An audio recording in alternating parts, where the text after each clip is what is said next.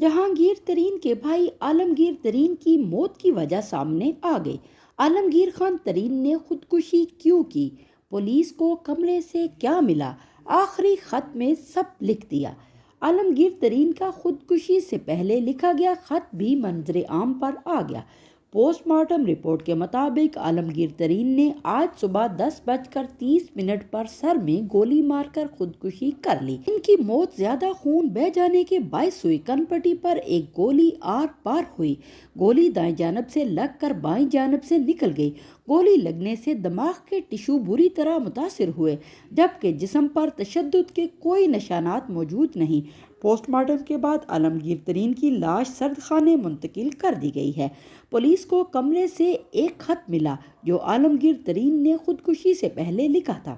عالمگیر نے اپنے آخری خط میں لکھا کہ زندگی بہت خوبصورت ہے، میں یہ نہیں کرنا چاہتا، اب میں بیماری سے تھک گیا ہوں۔ بیماری نے گھیرا تو میرا چہرہ اور جلد متاثر ہونے لگی۔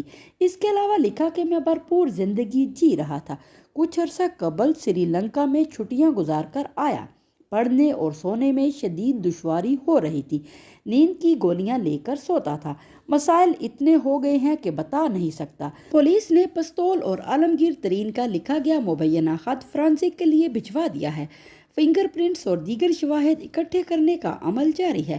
ابتدائی تفتیش میں خودکشی کی وجوہات کا تعین نہیں ہو سکا۔